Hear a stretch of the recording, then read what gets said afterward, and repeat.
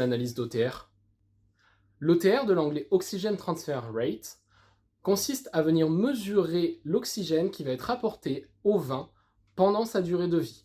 Pour ça, deux éléments sont pris en compte. Le premier, la perméabilité du bouchon, qui va donc jouer sur la quantité d'oxygène qui va passer au travers de ce même bouchon pendant la vie du vin.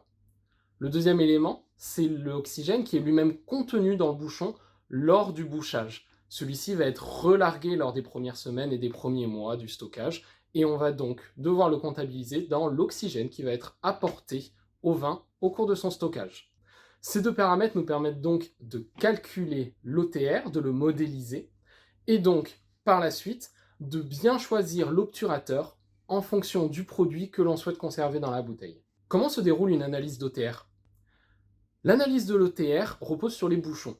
Pour ça, un lot de bouchons va être utilisé, et parmi ce lot de bouchons, 8 vont être sélectionnés pour leurs caractéristiques dimensionnelles.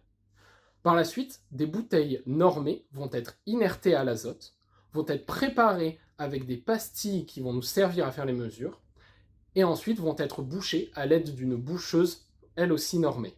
Les bouteilles ainsi préparées puis bouchées sont ensuite stockées dans des conditions stables, où les mesures vont pouvoir être menées à plusieurs reprises pendant les 15 à 20 jours de l'analyse. Les mesures sont réalisées à l'aide de pastilles oxyluminescentes. Ce sont des pastilles que l'on vient accrocher à l'intérieur de la bouteille, comme celle-ci. Elles interagissent avec l'atmosphère à l'intérieur de la bouteille, et en fonction de la quantité d'oxygène présente, leur réaction luminescente va augmenter ou diminuer. Ensuite, avec un appareil comme celui-ci, qui va venir émettre un laser pour exciter la pastille, on peut directement venir faire la mesure rapidement en se collant à la pastille et sans jamais avoir à ouvrir la bouteille. Ça nous permet de refaire l'analyse à plusieurs intervalles sans jamais ouvrir la bouteille et donc sans jamais modifier l'atmosphère à l'intérieur pour pouvoir bien prendre en compte tout l'oxygène qui va être transféré avec le temps. Ces mesures sont réalisées pendant 15 à 20 jours selon le type d'obturateur.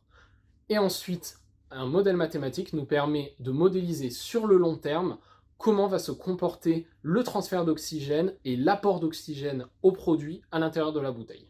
Quelles sont les différentes utilisations de l'OTR? Aujourd'hui, l'OTR peut être utilisé pour différents types d'obturateurs.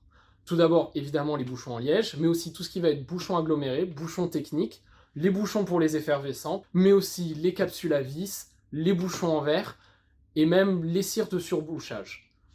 Tous ces différents types d'obturateurs peuvent avoir besoin d'être caractérisés quant à leur impact sur l'apport en oxygène. Il est donc intéressant de faire les mesures pour ces différents types de bouchage et ainsi pouvoir faire son choix pour pouvoir adapter le bon obturateur au bon produit de garde ou de consommation rapide. Les vins du futur vont nécessiter de plus en plus de contrôle de l'oxydation. En effet, la réduction des intrants tels que le SO2 les rend beaucoup plus vulnérables. Il est donc indispensable de connaître les caractéristiques de son bouchage pour pouvoir mieux adapter et anticiper les évolutions qu'il y aura sur nos vins.